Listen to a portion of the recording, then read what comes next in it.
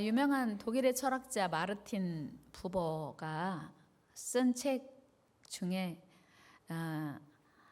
나와 너라고 하는 책이 있는데요. 이 책에서 인생은 만남이다 라고 정의합니다. 독일의 시인이자 의사요 소설가였던 한스 카루사도 인생은 너와 나의 만남이다 라고 했습니다. 만남이란 두 사람 또는 그 이상의 존재가 물리적으로, 감정적으로, 정서적으로 서로를 합하고 상호작용하는 순간을 의미합니다. 이 과정에서 감정이나 생각 또 경험을 나누며 관계를 형성하고 때로는 서로의 삶에 깊은 영향을 주고 받습니다. 또한 이런 만남은 우연히 이루어질 수도 있지만 의도적이고 계획적일 수도 있습니다.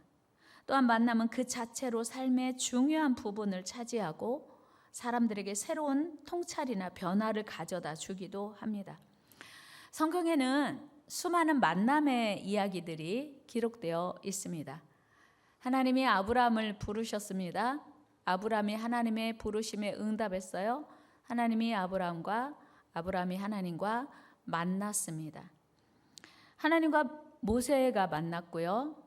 그리고 하나님과 이스라엘 백성들이 만났습니다.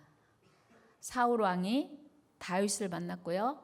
다윗이 골리앗을 만났습니다. 다윗이 평생의 친구인 요나단을 만났습니다. 또 신약에 와서는 예수님이 12명의 제자들을 만났고요. 수많은 병자들을 만났습니다. 예수님은 그 수많은 병자들을 고쳐주셨습니다. 수가성 우물가에서 예수님은 사마리아 여인을 만났습니다. 다메섹 도상에서 부활의 주님과 핍박자 사울이 만났습니다. 그들은 그 만남들을 통해서 행복을 경험하기도 하고 인생의 대반전이 일어나는 순간을 경험하기도 했습니다. 여러분, 우리 인생길에 누구를 만나느냐 대단히 중요해요. 그래서 우리는 늘 그런 기도하지요. 복된 만남 주옵소서. 그래서 좋은 친구 만나게 하옵소서, 좋은 선생님, 좋은 멘토 만나게 하옵소서, 좋은 동료 만나게 하옵소서, 좋은 배우자 만나게 하옵소서. 요즘 입시철입니다. 왜 좋은 대학 가려고 할까요? 요즘 많은 입시생들이 인서울을 꿈꿔요. 근데 사실은 인서울이 우리 인생의 해답은 아니고요. 우리가 좋은 대학, 실력 있는 대학 가려고 하는 이유, 더 나아가서 우리가 유학을 가려고 하는 이유는 그 대학에 어떤 교수가 있는가, 어떤 훌륭한 교수가 있는가, 그 교수 만나러 사실은 그 대학에 가야 맞거든요. 그 교수 만나서 공부하려고, 그 실력을 전수받으려고. 우리가 환자들이 병원을 이제 선택할 때도 어떤 교수가 내 질병을 치료할 수 있는 실력 있는 교수가 그 병원에 있는가를 대단히 예의주시하며 병원을 선택합니다. 그러니까 좋은 의사를 만나면 환자에게 최고의 치료가 이루어지기도 하기 때문이죠. 그래서 우리는 끊임없이 좋은 만남을 위하여 기도합니다. 좋은 교회, 좋은 성도들 만나기를 희망합니다. 실제로 그 많은 좋은 만남들을 통해서 삶이 안정적이 되기도 하고 성공적이 되기도 합니다. 여러분 인생 사는 동안 좋은 만남, 복된 만남 이루어지기를 축복합니다. 옆 사람에게 인사해. 우리 좋은 만남, 복된 만남 이루어 갑시다. 그런데 그런 만남도 중요하지만 사실은 또 다른 더 중요한 만남이 있어요. 어떤 만남이요? 하나님과의 만남이에요. 내가 아무리 좋은 부모님을 만나고 좋은 배우자를 만나고 좋은 스승, 좋은 멘토를 만났다 해도 하나님과의 진정한 만남이 이루어지지 않는다면 그는 결코 진정으로 성공한 인생을 살 수 없기 때문이죠. 행복한 인생은 일부는 좋은 배우자 만나면 행복한 인생 살 수 있습니다. 좋은 부모 만나면 행복한 인생을 살 수 있어요. 그러나 진정한 행복은 하나님 만날 때 가능합니다. 오늘 본문에서 사도 바울은 말합니다. 선줄로 생각하는 자는 넘어질까 조심하라. 여기서 서 있다라고 하는 말은 무슨 뜻입니까? 이는 신앙에 있어서 아무런 흠이 없고 완전하다, 그런 뜻이에요.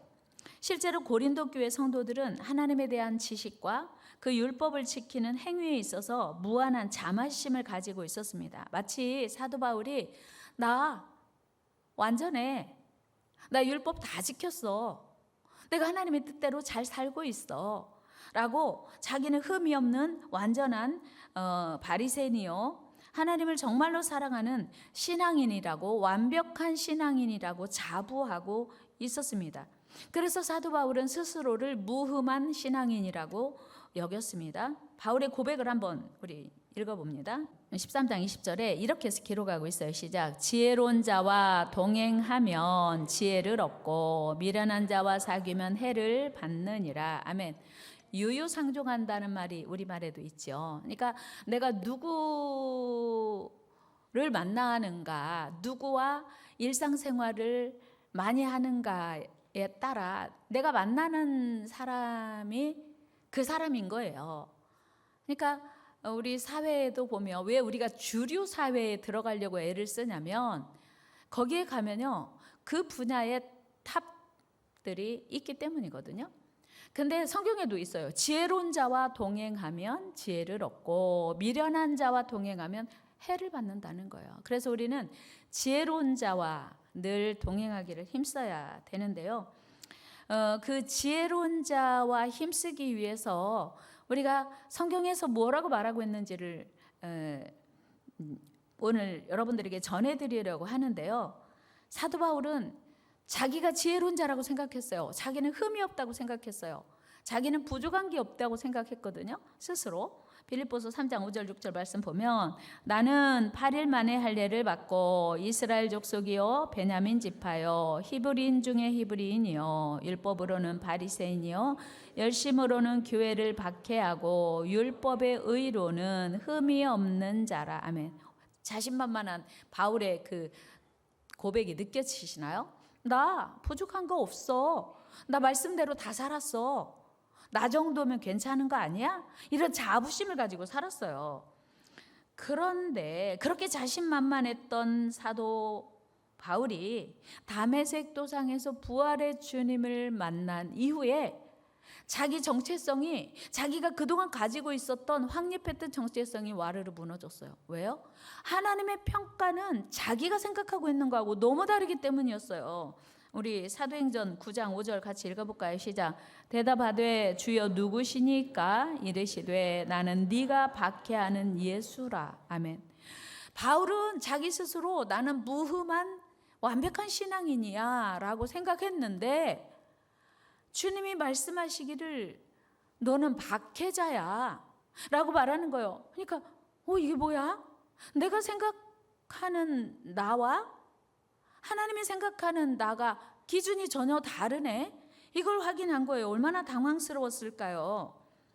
그러니까 하나님의 평가 기준과 내가 생각하는 평가 기준이 전혀 다른 거예요. 나 정도면 괜찮은 엄마 아니야? 나 정도면 괜찮은 성도 아니야? 이렇게 나는 생각하고 있는데 하나님은 다르게 평가하신다는 거예요. 이런 놀라운 경험을 바울이 선명하게 기억하고 있기에 고린도 성도들에게 조심해 라고 경고하고 있는 거예요. 나도 괜찮은 줄 알았거든? 이 정도면 훌륭하다고 생각했거든? 그랬는데 하나님이 아니래. 그러니까 여러분들도 조심해야 돼요. 이런 경고를 지금 바울이 하고 있는 거예요. 실제로 구약의 이스라엘 백성들 역시 하나님께 특별히 선택받은 백성으로 자신들만 하나님의 특별한 은혜를 누리고 있다고 자만했어요. 그런데 안타깝게도 그들은 광야에서 다 멸망하고 말았습니다. 여러분, 하나님께서 이스라엘 백성들을 위해서 얼마나 많은 놀라운 기적들을 베풀어 주셨습니까? 여러분, 출애굽하기 전날 밤 430년 동안 노예로 살다가 이제 출애굽하기 전날 하나님은 애굽의 장자들을 다 데려가셨어요. 죽이셨어요. 이스라엘 백성들의 가정에는 어린 양의 피를 발라라, 문설주와 문인방이 어린 양의 피를 바른 가정은 재앙, 죽음의 영이 넘어가게 할 거야. 하나님이 약속하셨는데 정말 그렇게 어린 양의 피를 바른 가정에 하나님이 저주, 재앙을 넘어가셨어요. 그래서 애굽의 장자들은 다 죽었는데 이스라엘 백성들은 다 살았어요. 그러니까 바로의 장자까지 죽으니까 바로가 너무 놀라서 나가도 좋아, 출애굽해라. 그렇게 해가지고 극적으로 출애굽했습니다. 꿈에도 그리던 애굽을 기적처럼 탈출한 그들은 얼마나 기뻤어요. 야, 역시 하나님 우리를 사랑하셔. 역시 하나님밖에 없어. 그렇게 기쁘게 출애굽했는데 출애굽한 지 얼마 안 돼서 그들이 어마어마한 이제 문제를 만난 거예요. 홍해 바다를 만났는데 갈 길이 없는 거예요. 뒤에서는 애국 군대가 추격해오고 앞에서는 그 검푸른 홍해가 넘실거리니까 두려움에 쌓여서 하나님 원망하기 시작해요. 야, 이게 뭐야? 우리 홍해 바다에 수장시키려고 여기 출애굽시킨 거야? 그렇게 원망하고 좌절하고 있는 순간 하나님이 또 홍해 바다를 육지처럼 갈라서 건너게 하셨어요. 야, 역시 하나님 우리를 사랑하시는구나. 이렇게 기쁘게 그 홍해를 건넜습니다. 우리 고린도전서 10장 2절 말씀 같이 읽습니다. 시작. 모세에게 속하여 다 구름과 바다에서 세례를 받고, 아멘. 그 홍해를 건넌 사건을 이렇게 표현한 거예요. 그 홍해 바다를 육지처럼 건넌 사건을 바울은 그 홍해 바다에서 다 세례받고 살아났다. 무슨 얘기냐면 절망은 죽고 소망이 살아났다. 죄는 죽고 의로 살아났다. 그런 얘기를 바울은 지금 하는 거예요. 뿐만 아니고 40년 광야 지나는 동안에 그들은 농사에서 먹고 산 게 아니고 하늘에서 내려주시는 생명 양식, 하늘의 만나를 먹고 살았습니다. 그리고 바위에서 터져나오는 생수를 마셨습니다. 우리 3절 4절 말씀 한번 같이 읽어요. 시작. 다 같은 신령한 음식을 먹으며 다 같은 신령한 음료를 마셨으니 이는 그들을 따르는 신령한 반석으로부터 마셨음에 그 반석은 곧 그리스도시라. 아멘. 그러니까 40년 동안 농사에서 먹고 산 게 아니라 아침마다 내려주시는 하늘의 양식을 먹고 살았던 거예요. 기적이죠. 야, 아침마다 하나님이 이렇게 우리를 먹여 살리시다니. 그들은 하나님의 특별한 사랑에 감동했고요, 감사했어요. 이렇게 계속하면 우리는 반드시 가나안에 들어갈 것 같았던 거예요.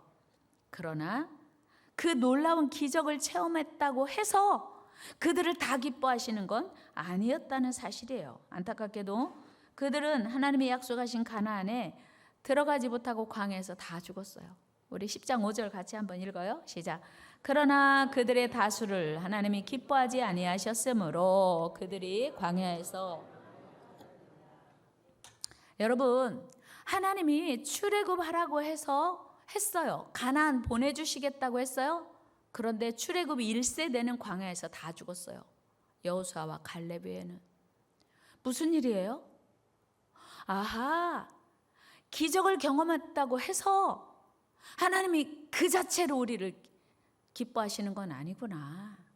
여러분, 죽을 자를 살려주는 게 얼마나 큰 기적이에요. 그러나 그 기적이 우리를 영원히 책임져 주는 건 아니더라고 하는 거예요.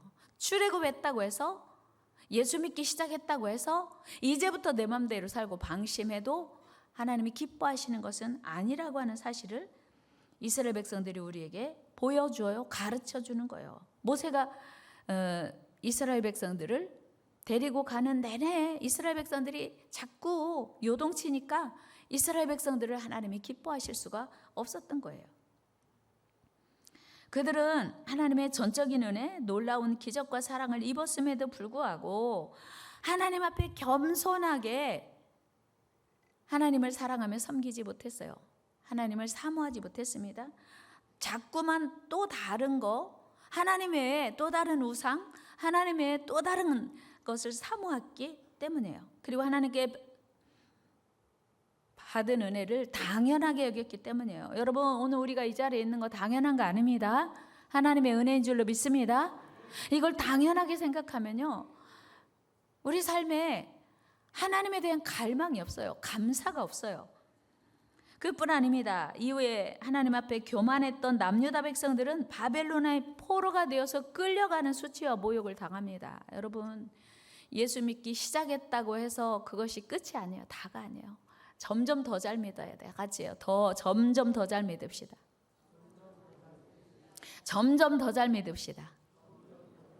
대단히 중요한 얘기예요. 한 번 믿은 걸로 끝까지 가는 거 아니라는 거예요. 그러므로 이런 역사적 교훈을 통해서 사도 바울은 고린도 교인들에게 자신들이 하나님의 특별한 선택을 받은 자들이고 예수님의 사랑으로 먹고 마셨기 때문에 그것으로 다 끝난 건 아니라는 것을 이야기하는 거예요. 오늘 우리도 예수 믿기 시작했고 주일이면 이 자리에 와서 앉아있고 성만찬도 때로 우리가 참여하고 직분도 받아서 신앙생활 한다고 해서 자만하면 안 된다는 거예요. 바울의 경고예요. 그들은 매일의 삶 속에서 고린도 성도들을 우상 숭배했고요. 그 광야에 있던 이스라엘 백성들도 끊임없이 우상 숭배했어요.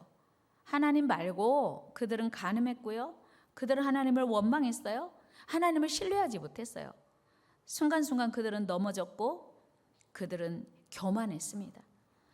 사도 바울은 오늘 본문에서 그리스도인들이란 구원의 안정성을 믿고 자만하고 자랑하는 존재가 아니라 단지 구원의 확실성을 믿음으로 부여잡고 겸손히 달려가야 된다고 하는 거예요. 그러니까 우리는 하나님 앞에 늘 겸손히 달려가야 돼요. 오늘 이 대강절에 우리가 하나님의 은혜를 더 사모해야 되는 이유는, 하나님의 은혜를 더 갈망해야 되는 이유는 하나님의 은혜가 매 순간 필요하기 때문이에요. 어저께 받은 은혜로, 지난달에 받은 은혜로, 작년에 받은 은혜로 지금 여전히 살아가는 게 아니라 오늘 다시 부어주실 은혜로 또 하루를 살아가야 돼요. 여러분, 그런 하나님의 은혜에 대한 간절함이 있기를 축복합니다. 사도 바울은 12절에서 우리의 구원이나 시험에 있어서 방심에 대한 경고를 촉구하고 있어요. 우리 같이 한번 다시 읽어요. 시작. 그런즉 선줄로 생각하는 자는 넘어질까 조심하라. 아멘. 제가 요즘 이제 임직 예정자들을 교육하고 숙제도 내주는데요. 지난주 숙제가 뭐였냐면 매일 기도하기예요. 이미 잘하시는 분도 많이 계신데 혹시나 하다가 중단했거나 잘 안 하시는 분들을 이제 격려하기 위해서 숙제를 냈어요. 매일 기도하기. 시간도 정했고 깜빡 잊어버리고 벌금을 안 정했네요. 벌금을 정했어야 되는데 하루 안 하면 10,000원으로 할까, 100,000원으로 할까, 100,000원으로 할까? 이거 약속을 안 한 거예요. 깜빡 잊어버리고. 소급해서 이제 적용할 수는 없고 오늘이 이제 해서, 그러면서 제가 생각하는 게 이미 직분 받으신 분들은 잘하고 계시나? 제가 마음속에 생각이 드는 거예요. 이미 직분 받으신 분들은 하나님의 은혜가 간절한가? 하나님의 사랑이 간절한가? 이게 우리가 살아가는 유일한 길이거든요.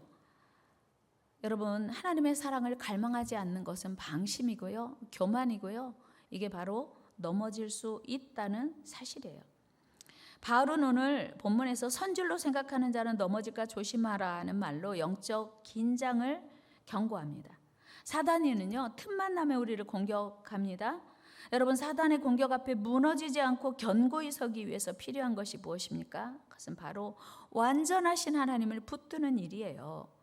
사도 바울은 이 부분을 강조하고 있는 거예요. 그렇습니다, 여러분. 우리는 오로지 완전하신 우리 하나님과 깊은 만남, 깊은 교제가 없이는 결코 완전히 설 수도 없고 성공적인 인생을 살 수 없습니다. 사단의 지속적인 공격을 이길 힘도 우리에게는 없기 때문이에요. 따라서 우리는 나 10년 예수 믿었는데, 내가 지금 교회 다닌 지가 20년이야. 내가 성가대 한 지가 언제인 줄 알아? 내가 집사 직분 받은 지가 몇 년인 줄 알아? 나 정도면 괜찮지, 훌륭한 거 아니야? 라고 생각하는 순간 넘어질까 조심하라고 성경은 말하고 있는 거예요. 스스로 서 있다고 생각하는 자가 넘어질까 조심하라는 거예요. 여러분, 성경에 소개되는 여러 인물 중에는 자기 스스로 대단하다고 자만했던 사람들이 여럿 있어요. 많이 있어요. 나 정도면 괜찮은 거 아니야? 대표적인 예가 모세거든요. 모세가 40살이 되었을 때 애굽에 이제 그 파라오의 차기 이제 후보로 지목될 만큼 애굽의 왕자로 잘 살고 있었습니다. 그런데 그의 마음속에 그의 DNA가 자기는 히브리 민족인 거예요. 그러니까 40살이 되었을 때 애굽의 문화와 학문을 다 공부하고 무술도 공부했겠죠. 나 정도면 이제 우리 히브리 민족을 돌아볼 수 있어. 그래서 이제 나가서 자기 민족을 동족을 좀 돌아보려고 나갔는데 글쎄 거기서 실수하고 말아요. 그래서 실패자가 되고 살인자가 됩니다. 우리 출애굽기 2장으로 한번 가볼까요? 11절 12절 시작. 모세가 장성한 후에 한 번은 자기 형제들에게 나가서 그들이 고되게 노동하는 것을 보더니 어떤 애굽 사람이 한 히브리 사람 곧 자기 형제를 치는 것을 본지라. 좌우를 살펴 사람이 없음을 보고 그 애굽 사람을 쳐 죽여 모래 속에 감추니라. 아멘. 잘하려고 도와주려고 했는데 그만 실수한 거예요. 실패한 거예요. 사람을 죽였네요. 그 사실을 알게 된 바로가 왕자도 소용없어요. 바로 모세를 죽이려고 하는 거예요. 15절 같이 한번 읽어요. 시작. 바로가 이 일을 듣고 모세를 죽이고자 하여 찾는지라. 모세가 바로의 낯을 피하여 미디안 땅에 머물며 하루는 우물 곁에 앉았더라. 아멘. 바로가 자기 죽이려고 하니까 이제 더 이상 애굽에서 살 수가 없어요. 왕궁에서 살 수가 없어요. 왕자라도 소용없어요. 그래서 도망자가 되었고 그리고 방랑자가 되었습니다. 여러분 하루아침에요. 우리 인생은 하루아침에 추락할 수 있어요. 추락하는 것은 날개도 없다 그런 말이 있지 않습니까? 다윗도 마찬가지예요. 다윗이요. 이스라엘 나라의 위대한 왕으로 정말 부러울 것 없는 최고의 왕으로 전성기를 누리고 있을 때 그는 승리에 도취돼서 자만심으로 가득하게 되었어요. 그는 이제 하나님 없이도 살 수 있는 것 같은 거예요. 눈 감고 계시는 분들 하나님 없이도 살 수 있어서 지금 눈 감으셨나요? 다윗이요 어느 날 하나님 없이도 살 수 있는 것 같아요. 왜요? 전쟁에 나갔다면 승리하고 자기 밑에 부하들이 충신들이 아주 그냥 나라를 책임져주고 자기 왕의 위치를 책임져줄 것 같은 그런 상황이 된 거예요. 우리 사무엘하 11장 1절로 가봅니다. 시작. 그 해가 돌아와 왕들이 출전할 때가 되매 다윗이 요압과 그에게 있는 그의 부하들과 온 이스라엘 군대를 보내니 그들이 암몬 자손을 멸하고 랍바를 에워쌌고 다윗은 예루살렘에 그대로 있더라. 아멘. 말씀 띄워주세요. 왕들이 출전할 때가 되었어요. 다윗이 나가서 지금 싸워야 됐어 사실은. 그런데 요압 장군도 있고 든든한 부하들과 충신들이 많으니까 안 가도 되는 거예요.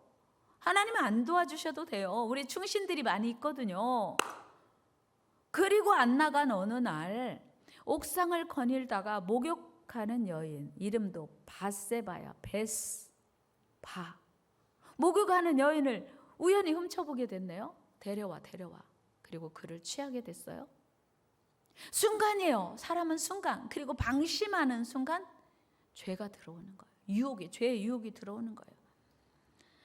여러분, 나라가 승승장구하고 평안해지니까 여유가 생기니까 방심하게 되고 하나님을 갈망하지 않으면서 엄청난 실수와 실패를 하게 돼요. 여러분 다윗은요 그 순간 내가 왕인데 내가 이스라엘 왕인데 누가 나를 통제할 수 있어? 내가 못할 게 뭐가 있어? 라고 교만해진 거예요. 그러나 우리 하나님은 그런 다윗을 그대로 두고 보시지 않습니다. 나단 선지자를 보내서 철저히 죄를 규명하고 회개하라 하세요. 다윗은 정말 감사하게 하나님 앞에 철저히 회개합니다. 우리 사무엘하 11장 13절 읽어요. 시작. 다윗이 나단에게 이르되 내가 여호와께 죄를 범하였노라 하매 나단이 다윗에게 말하되 여호와께서도 당신의 죄를 사하셨나니 당신이 죽지 아니하려니와. 아멘. 회개하면요 하나님이 용서해 주시는 거예요. 회개하면 용서해 주세요. 그래서 하나님께서 나단 선지자를 통해서 다윗의 죄를 지적했지만 회개했더니 하나님이 용서해 주신다고 선포하셨어요. 그 이후에 다윗은 잘하는 성 싶었는데 다시 또 하나님 앞에 실수해요. 여러분, 사람은요 얼마나 연약한지 하나님의 도우심이 아니면 늘 실수하고 실패하고 넘어지는 것을 기억해야 돼요. 우리 옆 사람에게 이야기 좀 합시다. 제가 연약해서 실수하기 쉽습니다. 그래요. 우리는요 연약해서 늘 실수할 수 있고요, 실패할 수 있어요. 누구도 나는 하지 않아 이런 말 할 수 없어요. 다윗도 했는데요. 인구조사를 또 했어요. 자기 스스로 내가 이뤄놓은 나라, 천만의 말씀, 하나님이 허락하신 나라죠. 근데 다윗은 교만해져가지고 내가 이룬 나라, 병력이 얼마나 되는지, 군사가 얼마나 되는지, 백성들은 얼마가 되는지 인구조사를 하라고 한 거예요. 그 일로 인하여서 무고한 백성이 7만 명이 생명을 잃습니다. 우리 한번 같이 사무엘하 24장 15절 읽어요. 시작. 이에 여호와께서 그 아침부터 정하신 때까지 전염병을 이스라엘에게 내리시니 단에서부터 부엘세바까지 백성의 죽은 자가 7만 명이라. 아멘. 여러분, 지도자를 위해서 기도해야 될 이유입니다.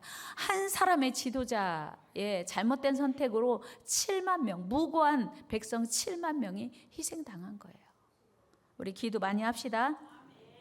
여러분, 이처럼 우리는 하나님의 도움 없이도 내 힘으로 살 수 있다고 큰 소리치는 교만을 행하는 순간 넘어지게 되는 거예요. 실수하는 거예요. 실패하게 되는 거예요.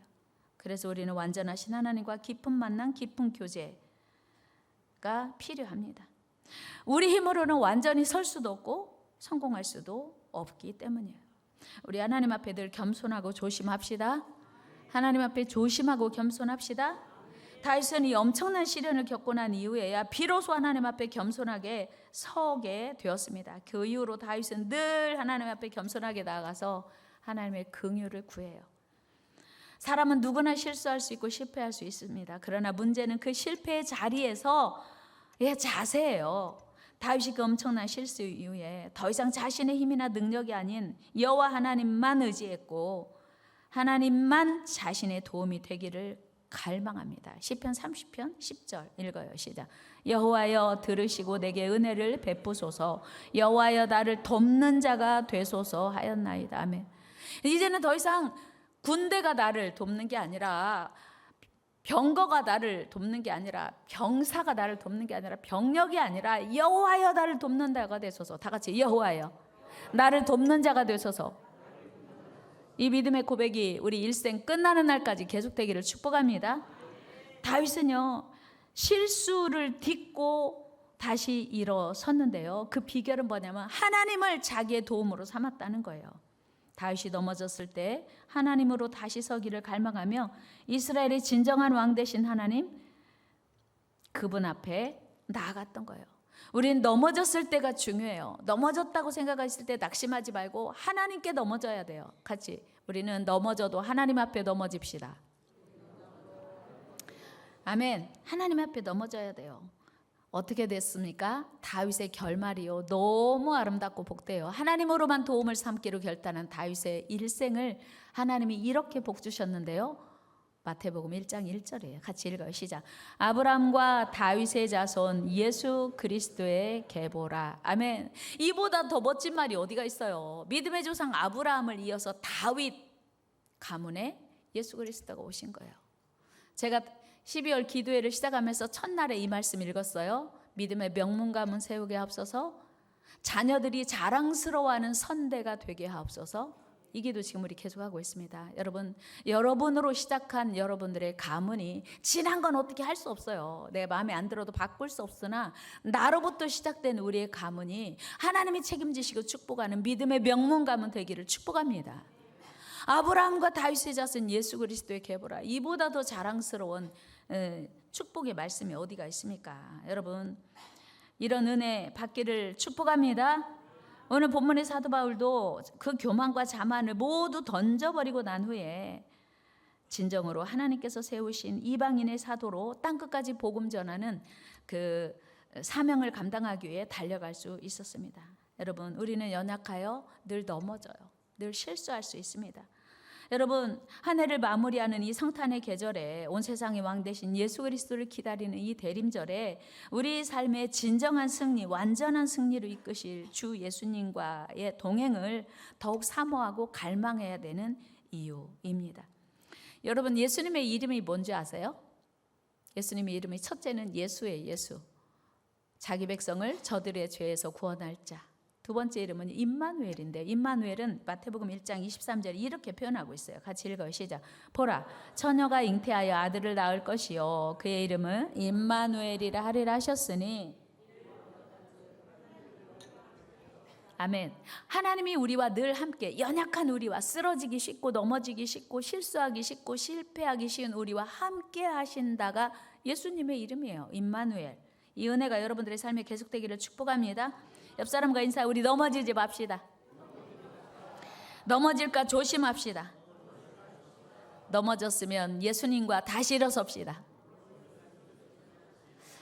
마지막 이야기 하나 하고 말씀 마치려고 해요. 미국의 제22대 대통령 클리브랜드 취임식 날 감옥에 수감된 한 젊은이는 신문을 들고 비통해 했습니다.